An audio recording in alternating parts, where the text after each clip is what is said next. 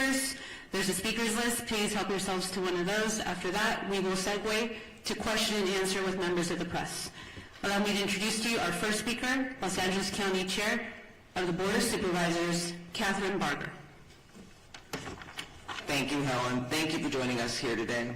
Earlier this week, the Los Angeles County Board of Supervisors declared today, January 9th, a day of mourning in solidarity with the federal government's in honor of the passing of former President James Earl Carter.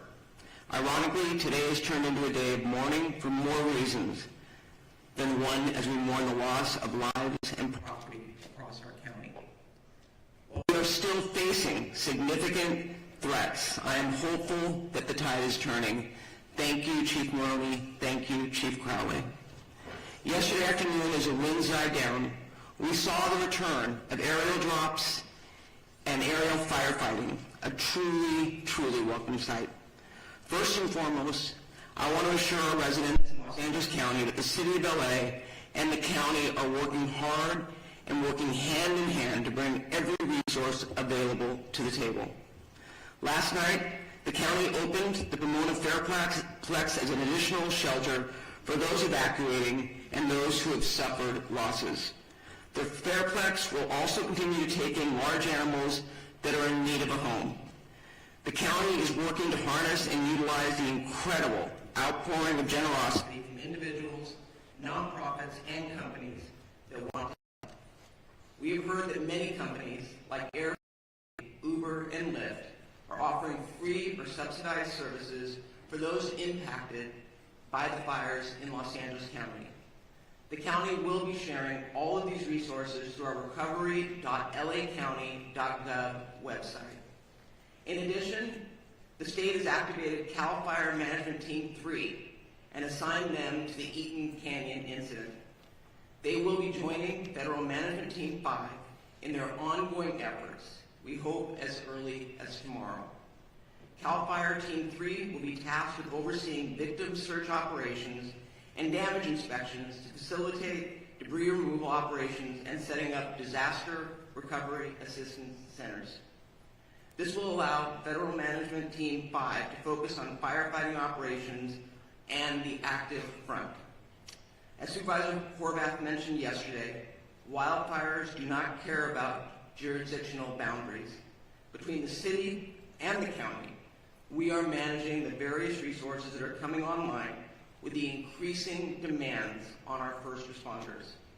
I saw this firsthand driving through the streets of Altadena yesterday. Driving up Lake Avenue, the devastation could not be missed. The number of homes, businesses, and buildings that were on the fire dwarfed in any sense of available resources. Altadena is a very unique and special part of the 5th District. It is a community that embodies the spirit of a big, small town. A community full of rich culture, history, and one that passionately supports the small businesses that drive its economy in the community. It is also one of the only communities in Los Angeles County that manages the urban wildland interface. Altadena is a resilient community. They have seen some significant battles before, but the scale of the impact today is larger than anything that I have seen in my career. The loss of historic resources at Eaton Canyon Nature Center, Farnsworth Park, and the Altadena Golf Course cannot be measured.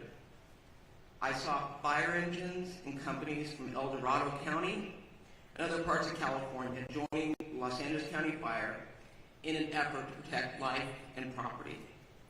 In the midst of the emergency, we've all seen individuals who are targeting vulnerable communities by burglarizing and looting homes. This is simply unacceptable. You'll be hearing from our DA, Hochman, shortly regarding his efforts to hold these individuals accountable, and I promise you, you will be held accountable. Shame on those who are preying on our residents during this time of crisis. The emergency order will be strictly enforced by the Sheriff's Department, who are proactively patrolling to protect these communities from looting and any criminal activity. they have made 20 arrests of individuals who will be held accountable for the actions that they've taken. I want to thank President Joe Biden and Governor Gavin Newsom for pledging to bring federal and state resources to help Los Angeles County in our moment of need. President Biden's disaster declaration includes the promise of public assistance and individual assistance. We will begin the process of rebuilding. We will have critical resources available to ensure the residents of our communities are not fighting these battles alone. I intend to bring in a motion, Supervisor Horvath as my co-chair or co-author, to ratify the county's emergency proclamation at the next Board of Supervisors meeting. Make no mistake, this board and this county will continue to do everything in our power to ensure the safety of our residents as we look forward to the path of recovery. With that, I would like to introduce Supervisor Lindsay Horvath.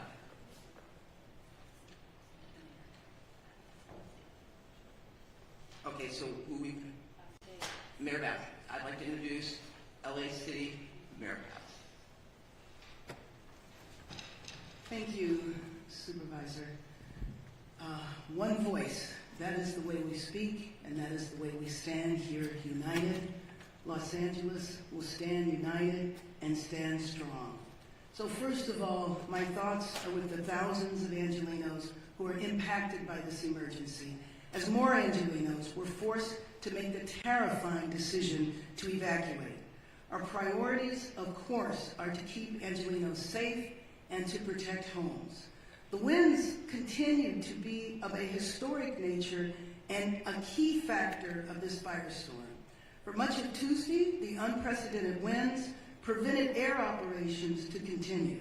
However, as of yesterday, the winds have allowed for air operations, and that has enabled significant progress against the fire in Hollywood and Studio City last night. And as of 7:30 this morning, evacuation orders in Hollywood have been lifted. Angelenos cooperated. The community stood together. They evacuated, and Angelenos should continue to proceed with caution. Air operations are continuing rapidly in the Palisades, in Sylmar, and across our region.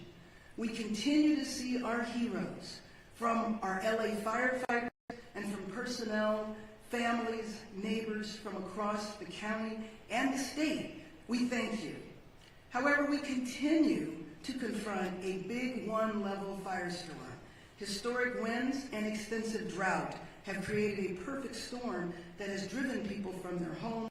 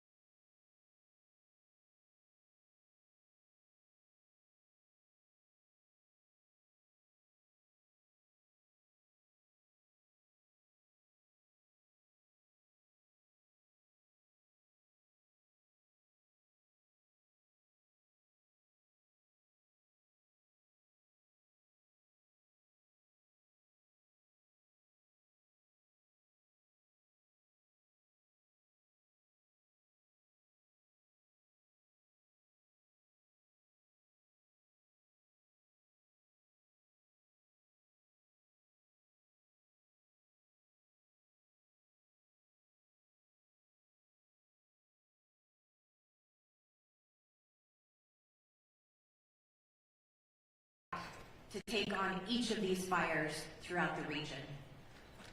That being said, this is testing even the strongest among us. Last night, I personally received an alert from Nixle that I too was under evacuation warning, and I was put in the shoes of tens of thousands of Angelenos who have been facing this from the moment the fires broke out. No one should have to choose which priceless memento they're going to take with them or leave behind in order to stay safe, for their families to stay safe, for their communities to be safe. I've heard from so many community members about the pricelessness of the community centers, the faith centers. I know that in the Palisades alone, there are more than 20,000 Jewish community members, and I was contacted by the Jewish Federation and the work that they are doing throughout the region to support the Jewish community. We've heard with the Eaton fire, the loss of so many faith centers throughout the Palisades fire and so much more. These are not just structures. These are places where people have made lasting memories, memories they will hold on to. But as they look at their community now, their hearts break, and we are in mourning with them.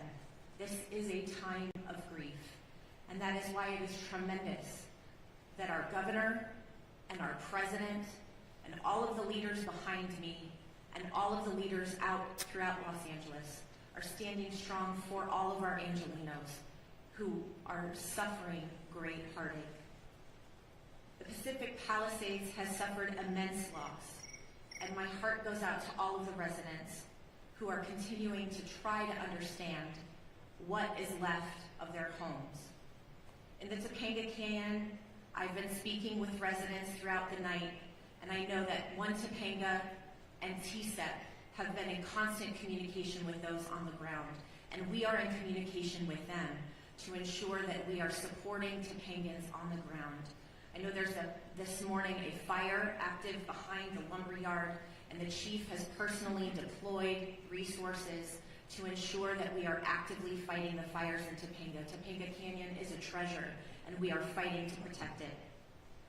Sunset Mesa, when you look at what is left, is heartbreaking. The community members of Malibu and Santa Monica, which last night declared a curfew because of the tragedy that they're experiencing on top of the fire, people trying to take advantage of this crisis. It's absolutely unacceptable, and we will all stand together to keep each and every neighborhood safe. The Hollywood Hills, my heart broke with you last night. I am grateful for the swift work and the aerial assault that took place in order to protect our Hollywood Hills quickly. When you saw a home go up in flames in Studio City, you wondered if that was going to be the next outburst. The residents of Studio City, we stand with you. And in Sylmar, we have at least achieved some containment of the Hearst fire, but we have a long way to go, and we are watching and standing with you. This is a moment where we will share detailed updates, but we will not forget that behind each of these updates is a person who deserves our support. With that, gas shutoffs continue to affect more than 15,000 people in Malibu, from Brentwood Country Club to Pepperdine. A boil water advisory remains in effect for the Sunset Mesa community from Topanga Beach and Coastline Drive to the south on Shore Heights Drive on the north, and Topanga Canyon to Carbon Canyon Road in Malibu, including communities of Big Rock and Carbon Mesa.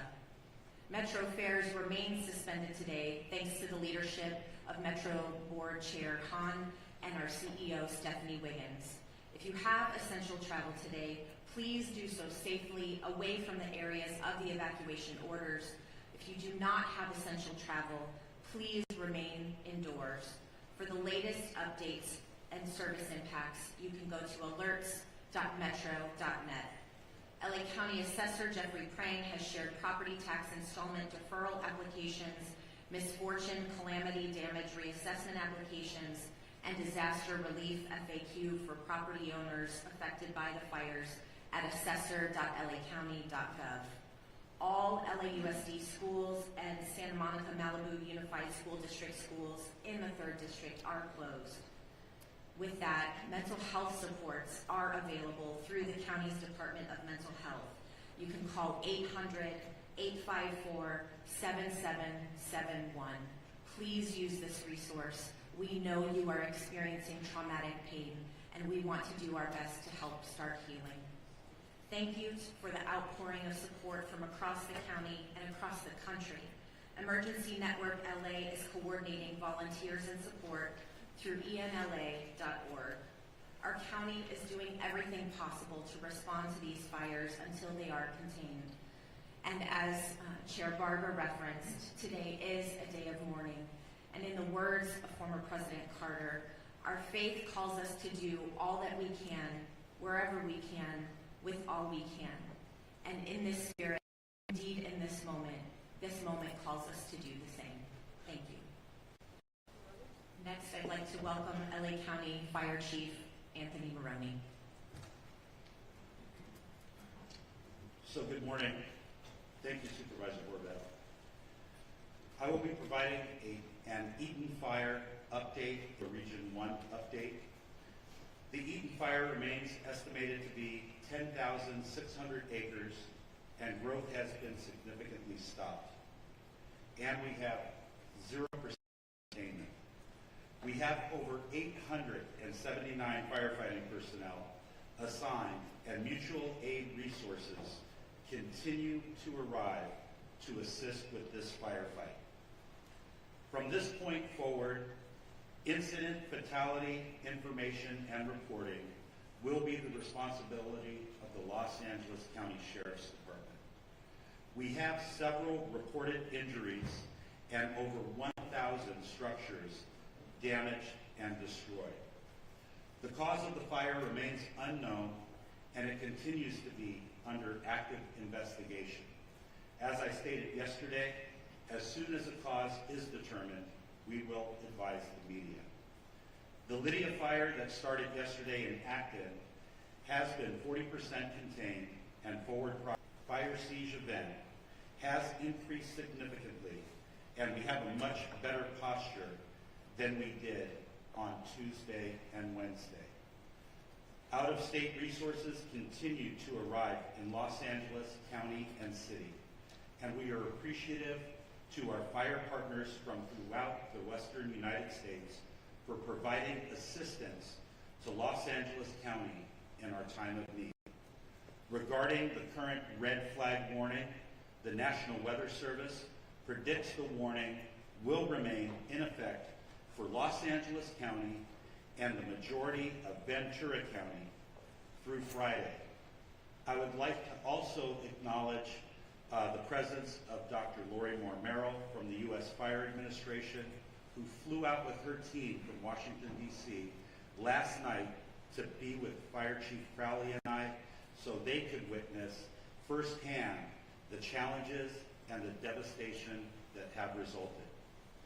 Lastly, I want to acknowledge the tireless efforts of my LA County Fire Department personnel, both on the front lines and those behind the scenes, who continuously place themselves in harm's way to protect residents and property in our great county of Los Angeles. Thank you for always being there, and continue to be safe as they take care of themselves, those around them, and the people we serve and protect. Thank you, and I'd now like to invite up Fire Chief Kristen Crowley of the Los Angeles Fire Department.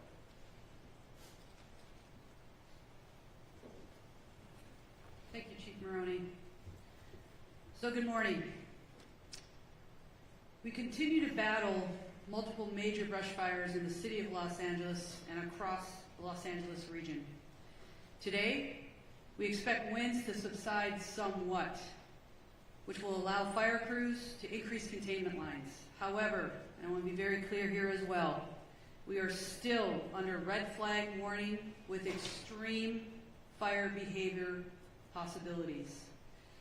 Before I give you an update on several fires in the city of Los Angeles, I have to take a moment for all the right reasons, to thank the residents of Los Angeles and our surrounding areas for heeding our instructions.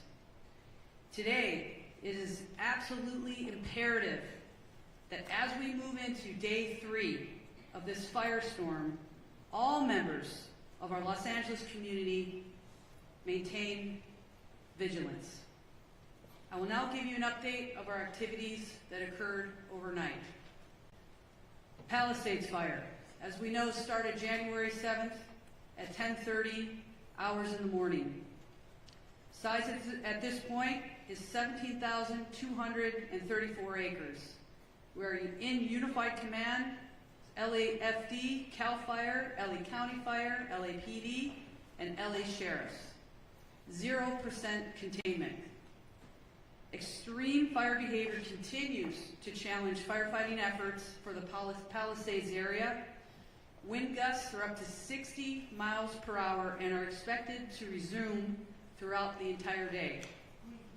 Firefighters and air resources will continue to work to protect the community and infrastructures and gain control so that we can contain this fire. Damage assessments are ongoing at the Palisades Fire. However, preliminary reports estimate the damage or destroyed structures to be in the thousands. It is safe to say that the Palisades Fire is one of the most destructive natural disasters in the history of Los Angeles. We will continue to provide additional information as it becomes available. I'll move on to the Hearst Fire. January 7th start. The size, 855 acres. We're unified in command, LAFD, United States Fire Service, Angeles National Forest, and LAPD. 0% containment. Firefighters held the fire within a planned containment area and are successful, and we have established a perimeter. Crews were able to get a handle on a few of the flare-ups over the night. We will continue to strengthen our containment lines and create a number of dozer lines to minimize the fire growth. Next, Woodley Fire started on January 8th. Size 30 acres. Containment, fully contained, and we are using fire patrols to monitor the area for any flare-ups. The fire has been declared as a knockdown, and there are no current threats. Next, Sunset Fire, which is in the Runyon Canyon area, started last night, January 8th. Size 42.8 acres. Forward progress, I'm very glad to share with everybody. We stopped and the crews are working to put out spot fires within the perimeters and to keep the wind from spreading any additional embers. As of 7:30 this morning, all evacuation orders have been lifted. This fire was rapidly and aggressively attacked by using coordinated air and ground fire suppression efforts. Residents heeded our timely evacuation orders. More information to come on that. Next up, the Sunswept Fire, which is in the Studio City area. As I talked about all the previous incidents, on top of this, our fire department was faced with another massive challenge. A very large structure fire encompassing 2 large hillside homes with heavy fire, which exposed brush, broke out in the Studio City area of Los Angeles. The high winds caused the fire to extend within the adjacent brush, potentially causing another additional brush fire. Our LAFD poured all available resources into this fire, and through a combined effort, were successful in preventing another devastating brush fire. Our firefighters stopped the forward progress at just under 1 acre. Also, to be clear, all of the incidents that I just spoke about are all under an active investigation. Let's talk about the preparations for today. The LAFD continues to augment and recall all of our firefighters to fill every single available seat on every single available apparatus within the city of Los Angeles. Firefighters continue to move into the Southern California region from across the western region of the United States, and we are very, very grateful for any assistance that we are receiving. Weather conditions are beginning to turn favorably, which will allow us to increase our containment lines. Again, our primary focus remains on impacting and effecting rescues and saving lives while protecting property. The multiple incidents across the city and the region continue to tax our firefighters. However, rest assured that every single firefighter, first responder, law enforcement officer across the region remains 100% committed to protecting our communities. Here's your call to action. Stay informed with trusted news and official updates. Be prepared to evacuate if you live near a wildland area. Follow all evacuation warnings and orders without delay. We also ask the public to stay off the roadways and away from any impacted areas, which we want to make sure there's zero room for any other issues when it comes to delays for our firefighters, first responders to get to where we need to go. I want to take just a moment to thank every single Los Angeles resident who's been impacted by this for staying vigilant, supporting our first responders, and helping your neighbors. Thank you to Mayor Batts, our city leadership, everybody that is here. As you can see, we stand with every single community member, business, anybody that's been negatively impacted by all of these incidents. We stand with you. We're going to remain strong with you as well. And I tell you, we're throwing everything at this that we possibly can. We're going to move through this and continue to support one another. With that, I will go ahead and introduce our next speaker, which is Sheriff Luna. Sir? Good morning, Robert Luna, Sheriff of Los Angeles County. Currently, we have well over 400 sheriff's personnel that are still actively deployed to the fires, in addition to our normal staffing for patrol-related functions throughout the county of Los Angeles. Deputies continue to assist our residents with evacuations. They are performing a lot of humanitarian missions. So many stories to share, don't have time right now. Providing food and blankets to people, rescuing people who unfortunately did not evacuate when they were asked to. So you've heard it over and over up here. A lot of the stories of heroic actions by our deputy sheriffs, police officers, or firefighters, a lot of them are taking place from people who did not choose to evacuate, putting their own lives at risk.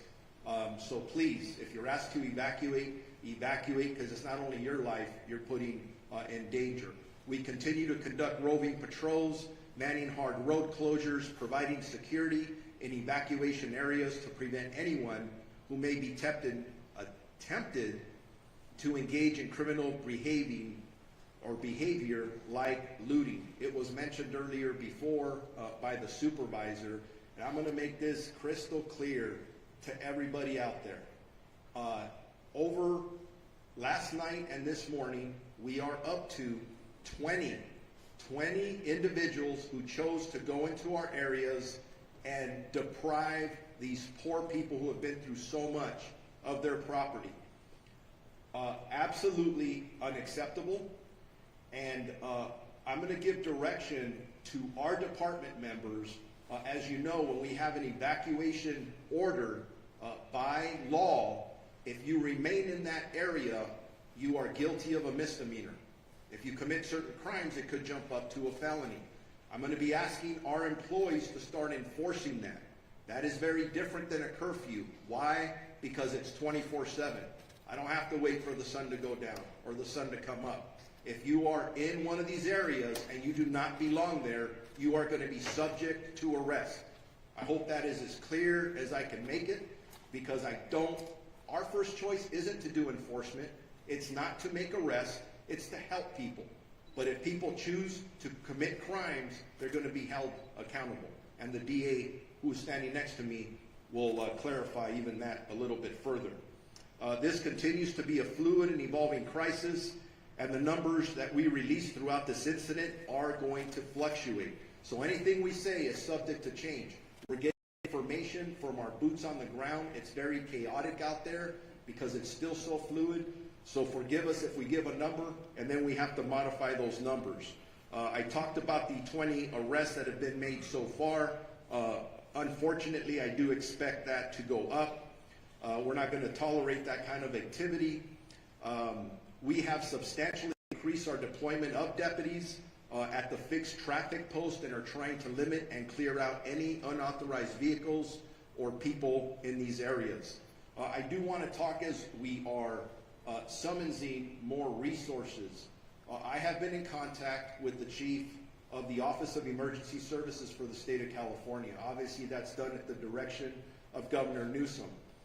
From the get-go of this, he has offered any and all resources to us in law enforcement, and they're doing the same for fire, but I'll specifically talk about policing.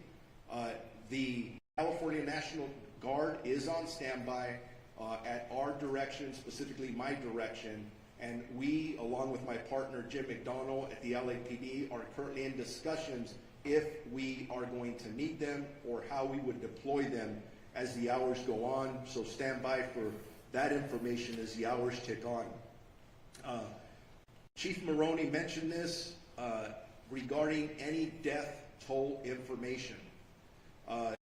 Yes, we had preliminary numbers yesterday. I got to be honest with you, as I reviewed some of those last night and this morning, I was not satisfied with some of the information that we're getting.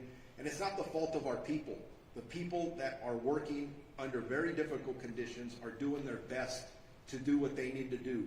At one point, we'll be able to do a more thorough search of these impacted areas. Some of them look like a bomb was dropped in them, where we will be able to bring in canines and other things to help us hopefully not discover too many fatalities. That's our prayer, but this is a crisis and we don't know what to expect, but we're ready for everything. So all information, at least on the county side of this equation, we're working with our coroner's office. We'll figure out those numbers, so be patient when you ask us about death toll numbers. Right now, frankly, we don't know yet. We eventually will. Evacuations overall for Palisades, Eaton, Hearst, and Lydia fires, the number in both county and city areas, evacuation orders are impacting 179,783 residents. That's nearly 180,000 people in Los Angeles County that are currently under evacuation orders, with another close to 200,000 residents that are under evacuation warnings. I cannot emphasize enough that I urge residents that are asked to evacuate to follow our warnings. I gave some examples earlier. I'm going out through my staff, hey, give me some stories where our deputies are just constantly putting their life on the line, and in every example I'm given is as a result of somebody who chose not to evacuate. I don't want to tell those stories anymore. I don't want to give stories of our first responders being injured, specifically our communities being injured. Please, if you're told to evacuate, evacuate. Two of our sheriff's substations are out of power, running on generators. That's both our Altadena and Crescentia Valley stations. They're right in the thick of things. They're engaged in all of the work that I've described. The issues of mutual aid. Will consistently evaluate and reevaluate the needs for more law enforcement personnel. But I can tell you I'm getting calls from all over this region, from other sheriffs and police chiefs. Everybody wants to help. And that's awesome. That's part of our profession. Very proud to be part of it. The last thing I'll say is, for any specific information regarding evacuation orders or warnings or any road closures, and there's a lot of them, please go to lacounty.gov/emergency. Thank you very much, and with that, I am going to introduce the Chief of the Los Angeles Police Department, Jim McDonald.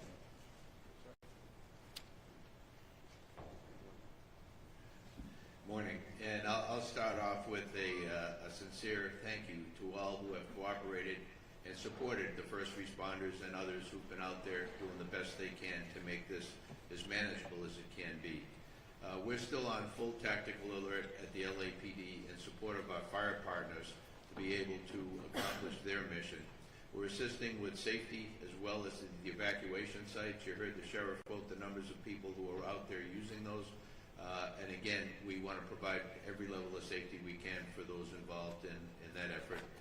We've been joined by our Port Police and Los Angeles World Airport Police partners as part of the city family in doing the jobs that we're doing as we move forward today. But I want to thank our team. Many of our team and many of the people who are here behind me have left their families in fire areas to come to work to be able to help others.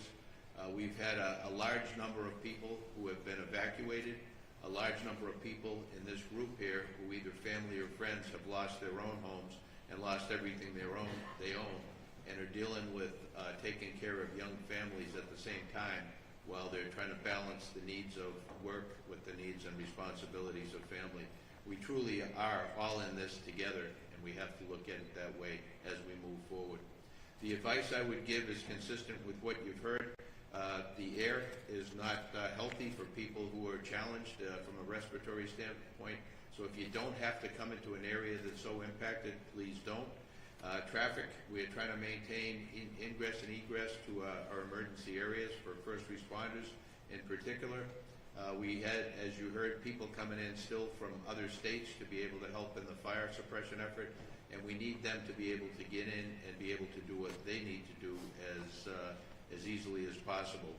The evacuations, they will probably still continue as the winds pick up. So we want to be able to do that as effectively as we can. Again, I said thank you for the cooperation, but I ask for additional cooperation should the need arise as we move forward. This is anything but predictable. We're thankful for the wind conditions we have now and the ability for our fire partners to try and make up for lost time, to be able to put containment around several of our burn areas and to be able to move forward on that. But again, I just want to say that you've heard from, and you'll hear in a minute from the DA, but from the sheriff about our crime suppression efforts. For those who want to take advantage of others, we're there. We're going to be there, and we're going to be working to hold you accountable for what you're doing in that regard. But as this runs its course, fatigue will certainly become a significant factor for those who are both directly involved in the operation as well as members of our community. So again, we are very thankful for the people who are doing this on all of our behalf, but we need to stick together, we need to support each other, and this is a thing where morale is a big deal for both the community and all of our folks. So take care of each other out there, and let's do the best we can. Thank you. Now, I mentioned our DA Hockman. It's now my pleasure to introduce the newly elected District Attorney of Los Angeles County, Nathan Hockman.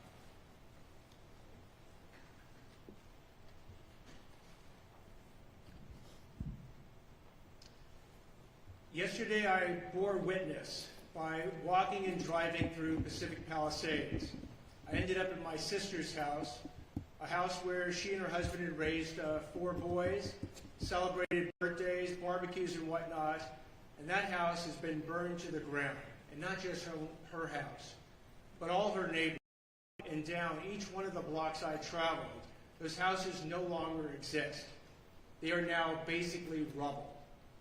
And I haven't seen something like that. I've lived here almost over 60 years. In the entire time I've been here, it looked apocalyptic. Not since the 1990s, when Los Angeles was hit with the fires, the flood, the earthquake, and the riots, have I seen such disaster occur here in our city. But like back then, Los Angeles has true grit. It has resilience. And it will rebuild, and it will rebuild better than ever. But along the way, there might be people out there who want to take advantage of the people who are suffering these tragic losses. These criminals need to hear, as they've heard from the sheriff, as they've heard from Chief McDonald, engage in grand theft. If you want to engage in these internet scams where you're going to take advantage of people who are going to be seeking insurance and government benefits, you will be arrested, you will be prosecuted, and you will be punished to the full extent of the law. And the reason I want to send this warning now is I don't want any mistake later that somehow they thought, oh, it's not a big deal. It's a huge deal. These acts are despicable, and we will prosecute them with maximal punishment. So I want to make sure that message is received loud and clear, because the first responders in this situation have been simply heroic. As I was in Pacific Palisades, I not only saw fire departments from LA County and LA City, I saw Rialto, Poway, Redding, fire engines from across this entire state that have come to our rescue. And thank you. thank you to all the first responders, law enforcement, and the DA's office. Again, detectives are putting on uniforms and getting out there on the streets to protect us. We owe them a huge thank you. And from the DA's office, if we do get these cases, please be on notice that we are going to try and deter you from committing the crimes in the first place. But if you do commit these crimes, do not expect anything else than maximal punishment. I'll now introduce LA County Public Works Director, Mark Priscilla.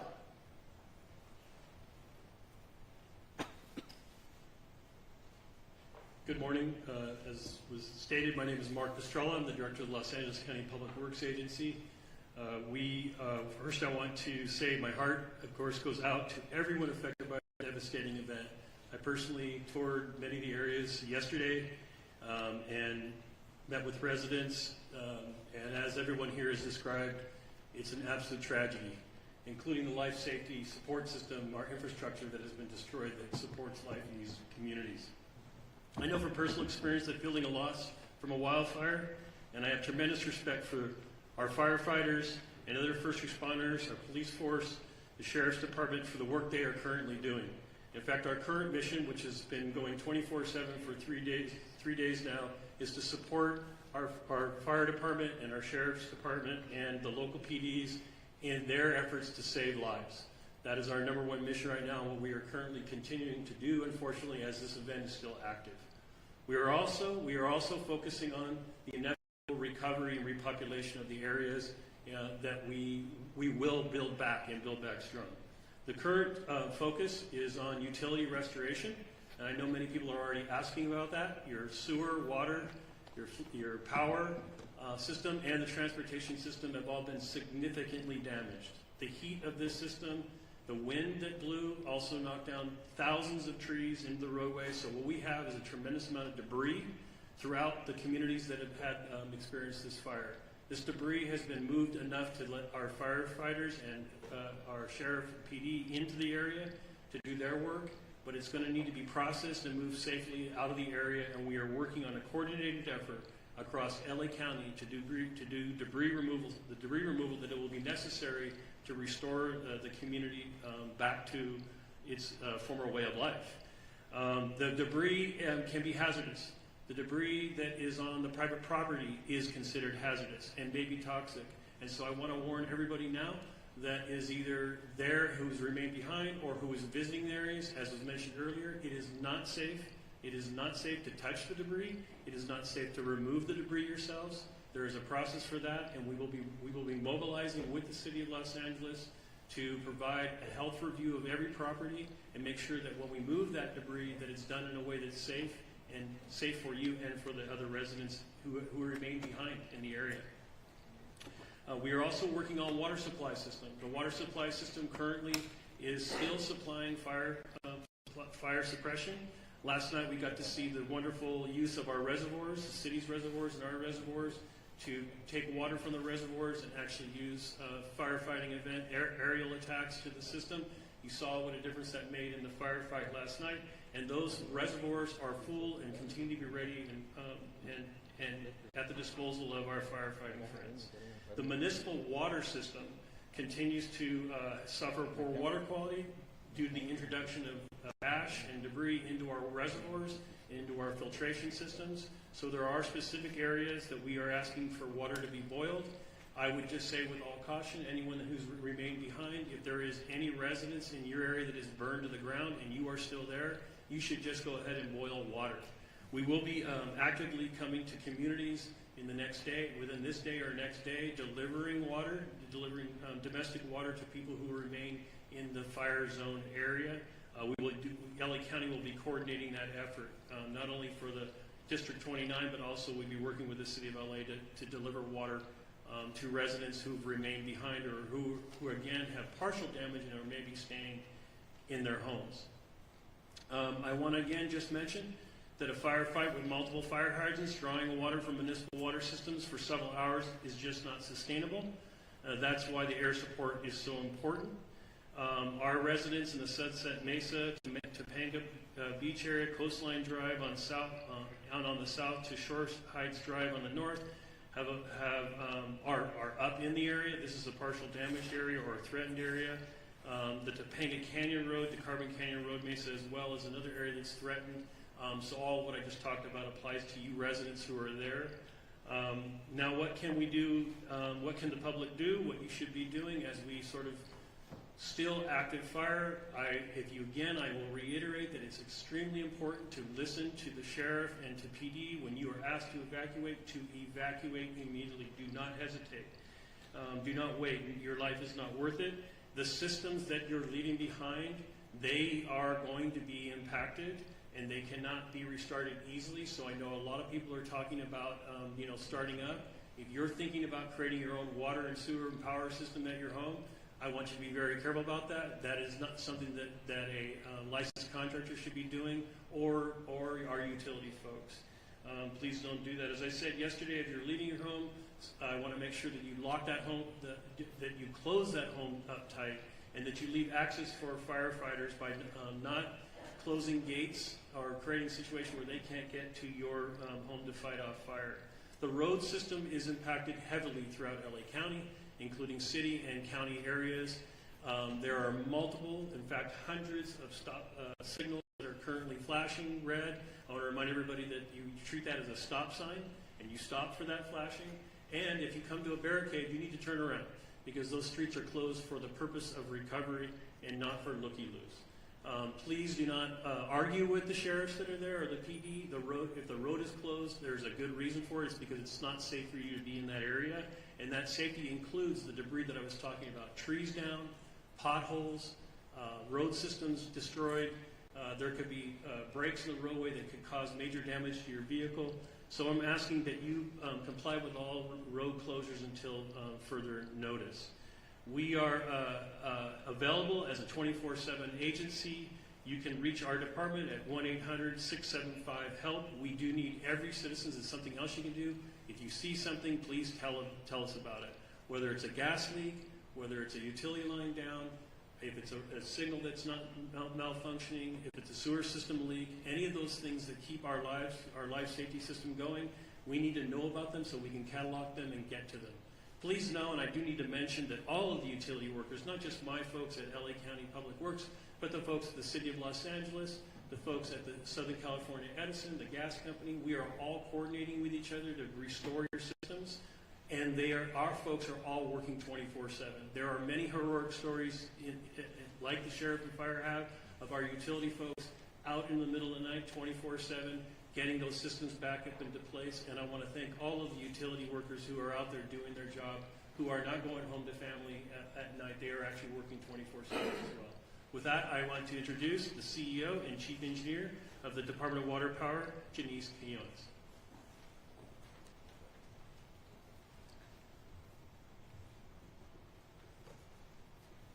Good morning. I am Janice Quinones, CEO and Chief Engineer of LADWP. LADWP crews continue to work around the clock to restore power and support firefighting efforts. On the power front, we have restored about 200,000 customers so far since the windstorm started. And as of this morning, we have approximately 95,000 customers out. We have 118 crews, DWP crews, working around the clock to restore powers as fast and as safe as possible. We're expecting our mutual aid crews coming from PG&E to arrive today and support the restoration efforts. Our restoration times are ranging from 24 to 48 hours. We are prioritizing wires down, so if you see a wire down, please call 911 and we'll send crews immediately to make the area safe. However, if you live in the fire-impacted areas or near those areas, you might experience longer outages, mainly because either our equipment has been compromised due to the fire, we're not able to access the area yet, or we're proactively shutting out the power for the safety of our firefighters and first responders. On the water side, the boil water notice for Palisades on zip code 90272 continues in effect, and it will continue in effect for at least 48 hours. I have water quality engineers taking samples around the system to ensure that the water quality remains a priority for our consumers. We continue to support LAFD and CAL FIRE and water supply issues and firefighting response, including opening our water reservoirs, as mentioned by Mark yesterday. Hollywood Reservoir was a critical asset when we were fighting the Sunset Fire. So all our reservoirs are open, that are open air for air assets, and we continue to work around the clock with other water agencies to increase the supply and pressure of the water system, including Metropolitan Water District. I want to end this by thanking DWP crews and personnel for their commitment and efforts to support the restoration of LA. Thank you. Thank you very much for that. And now, Yeah, and I also want to, we recognized President Biden and Governor Newsom, but we also have here with us today Congressmember George Whitesides, Congressmember Laura Friedman, Senator Sasha Renee Perez, Assemblymember Celeste Rodriguez, and Malibu Mayor Doug Stewart. Make no mistake, we are all working together, and I want to thank you all for being here. I know our Congress representatives flew in, and we appreciate it, and we are all in this together. With that, we'll take some questions. thank you, Chair Barker. So just a couple rules of the road. So I'll call on you. When you get called upon, please announce your name and which media outlet you are with. We'll start right here in the middle. Thank you. Jonathan Bigliotti with CBS News. For Mayor Bass, please. Mayor, LA County is in a panic state.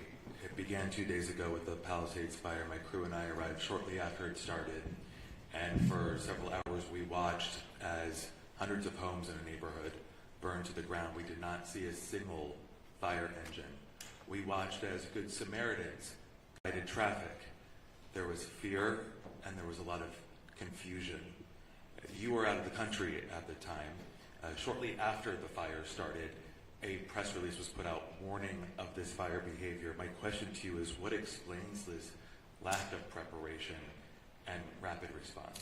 Let me just say, first and foremost, my number one focus, and I think the focus of all of us here with one voice, is that we have to protect lives, we have to save lives, and we have to save homes. Rest assured that when rest assured, let me finish.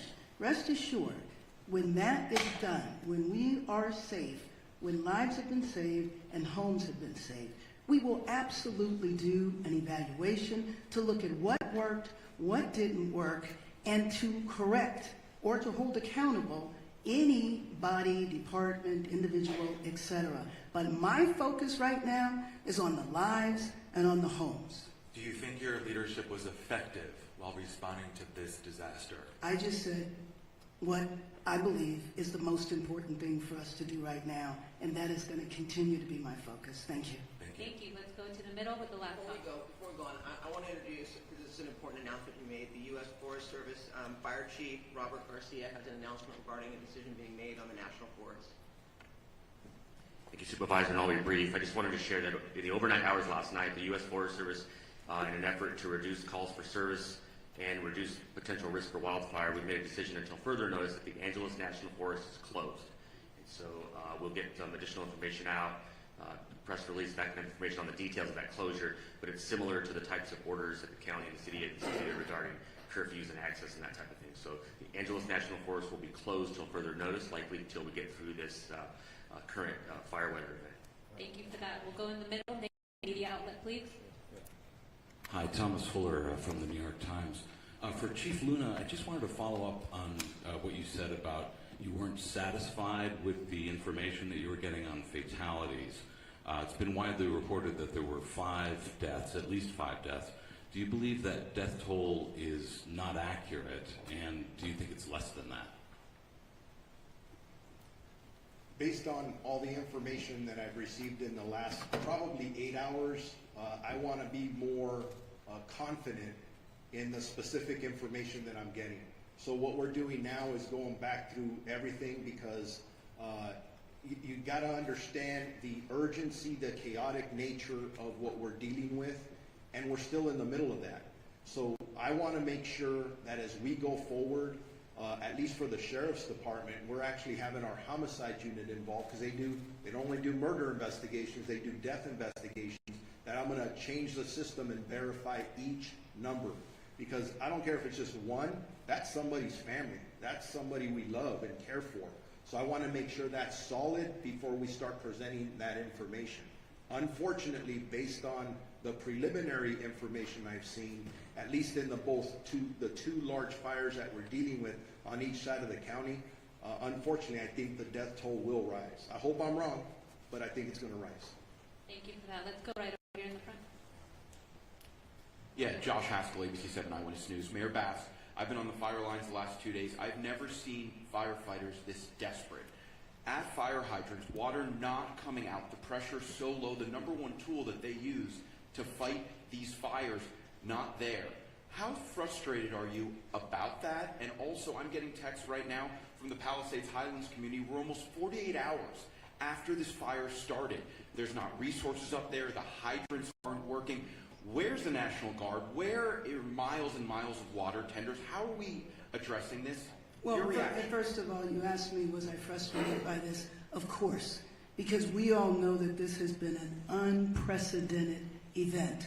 We also know that fire hydrants are not constructed to deal with this type of massive devastation, and that the number one problem, especially on Wednesday, was the fact that we weren't able to do the air support because of the winds.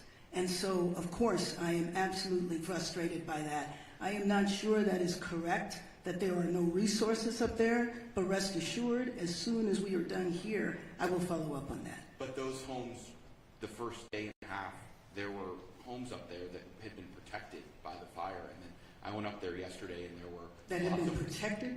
That it basically had been saved. Obviously, the fires moved in different directions, but when I went up there yesterday, there were not a lot of resources. We drove around, and then I know that things got worse up there. I'm just wondering, now that we move 48 hours past, how are we addressing these water problems that are continuing? And is it acceptable that they continue? Well, let me just say that the water problems are a little better now because the winds are such that we can go up and have the air support. And you know that that was the reason that the devastation was so bad. The unprecedented wind, the strength of the wind, and the fact that the air support could not go up. But if Chief Crowley wants to talk to this, there have been many fires before where air support is not available, and we depend upon these ground resources and crews. Was there a plan in place for that, and did the resources get here quickly enough? And talk about an update to air support today. Right. So thank you for that question. As we know, and you heard all of the incidents that are occurring at this point. Palisades was the first brush fire that we were attacking at that moment. You talk about specific pre-deploying. We put resources in place, pre-deploying, knowing that the winds were coming. With that, when the fire did light and take off, rapid response. Very dynamic situation. Air to ground resources coordinating. Now with the winds, I don't think we can overstate that enough. There's no excuse in regard to the winds were too much, but the reality is the winds are so dynamic, and at that tipping point, when our resources, air resources were grounded, that changes our strategies and tactics. We called for the world in regard to the number of resources and what we needed, who we needed, immediate need. Every single resource that was available at that moment responded. You talked about 48 hours later, where are we now, right? Again, I already spoke on if we don't have water, we find water, we use water tenders, we draft water. The fire department, first responders, we're going to do everything in our absolute effort to do what we can do with what we've got. The good news is, with the winds subsiding, you're going to see water drops, you're going to see rotary, you're going to see fixed wings all day, unless something changes. Again, I did say 60-mile-an-hour wind gusts even today. So very, very dynamic situation. With that, also, you said about the other homes, no fire resources there. As winds change, our resources change, we redistribute, we move, and that's the dynamic situation that we are in even in day 3. That's what I wanted to say about that. Thank you. Thank you very much. Madam Mayor, I have another question for you. Bob DeCastro over here from Good Day LA. Fox 11. Another issue, another concern about resources and in particular staffing as well. And we heard from firefighters even on the front lines expressing frustrations about, obviously it's a challenge right now. They're bringing in firefighters from all across the western region. But can you address the criticism now over the budget issue and the slashing, $17 million? I think if you go back and look at the reductions that were made, there were no reductions that were made that would have impacted the situation that we were dealing with over the last couple of days. And then there was a little bit of confusion because money was allocated to be distributed later on, which was actually going to support salaries and other parts of the fire department that were distributed a little later. So I think it's most important to understand that we were in tough budgetary times, everybody knew that, but that the impact of our budget really did not impact what we've been going through over the last few days. Again, back to the unprecedented windstorm, wind at such ferocity that we haven't seen in years, is the context in which we were dealing with it. Thank you. Thank you. Let's go over here on this side. Did you have your hand up with the blue name and media outlet, please? Hi, Grace Tui with the Los Angeles Times. I was hoping Chief Crowley could talk a little bit more about the start of the Palisades fire. We'd heard that, I know we don't know why it started, but we'd heard that it started possibly in a garden in someone's backyard, if you could confirm that. And then how long do we know it took for it to actually reach homes? And I know you said that resources were pre-deployed, but do we know were there actually fire crews in the Palisades when it did start? Right, so I'll start with your second question and we'll go back. I'll just start with your first one. As for where the start of the fire was in the Palisades fire, again, currently under active investigation. We have our arson investigators that are out right now as we speak, and they are actively investigating. As soon as we have information, we will share that with all of you. I know there's obviously, for the right reasons, a lot of interest in that. So with that, we'll circle back. When we come to pre-deployment, yes, we had our local fire stations that are assigned, Fire Station 69, Fire Station 23 in the Palisades area. They were fully staffed. Also pre-deployment in those areas, and we can also share the exact locations of where they were, how much we bolstered in regard to resources in the Palisades area. And also, mind you, we pre-deploy in the very high fire hazard severity zones, knowing that those are the communities most at risk during a wind event. So not only did we pre-deploy in the Palisades area, but also in other critical areas within the city. And do you know how long it took to reach homes? I don't know exactly, but we certainly can get that to you. Thank you. Right next to it. Hi, Dakota Smith with the LA Times. I have a two-part question again for the two fire chiefs. First off, have drones, unauthorized drones, been a problem, and have they hurt firefighting efforts? Secondly, in terms of the LAFD hydrants, was there any scaling back of the inspection of those hydrants in the last year, and did that affect the firefighting effort to Chief Crowley? Sure. So as for your first question with the drones, I don't have any information on that, so I can't share anything with you on that. In regard to the hydrants, historically January is our hydrant testing phase. What I can tell you is we work closely with the Department of Water and Power. Those hydrants themselves are DWP's hydrants. They're to service the fire department. We partner with DWP in regard to that testing.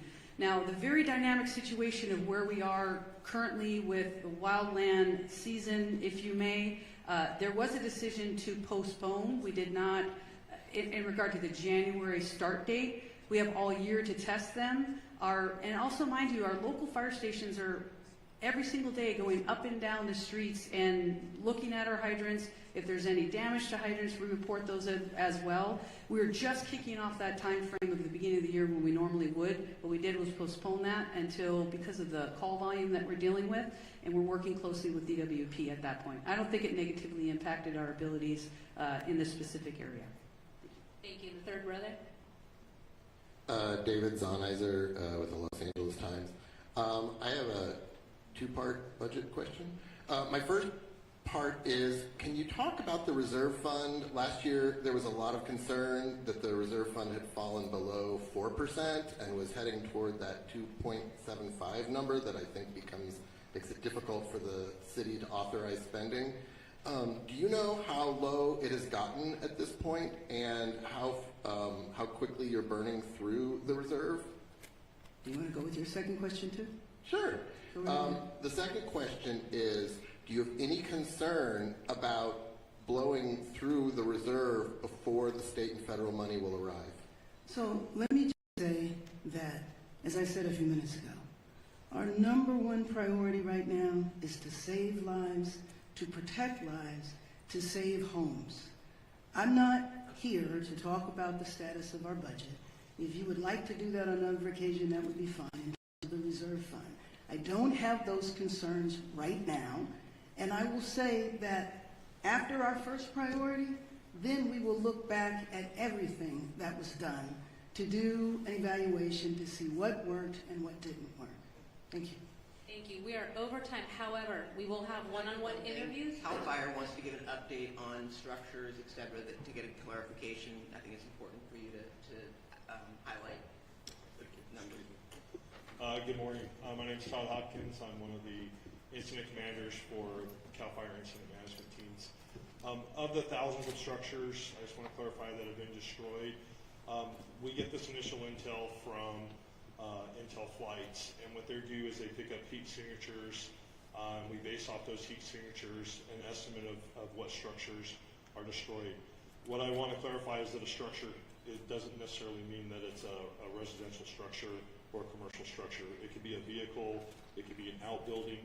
So we do have people, damage inspection teams that are on the ground that will go out to every single home. They will catalog whether a house is destroyed, if it's partially destroyed or just damaged, and all that information will be turned over to the city and to the county once the damage inspection teams get done. So although we know that there are many homes destroyed, the thousands of structures can mean many different things besides just a home. But it is thousands, plural, that have been destroyed? Thousands of structures, yes, but that could be a motorhome, that could be a car, that could be a shed, it could be a residential structure. So I just wanted to make that clear. Thank you very much. And we are end of press conference, one-on-ones. We also have Spanish. We will conduct that over here to the side with Sheriff Luna and a representative from LA City Fire. Thank you.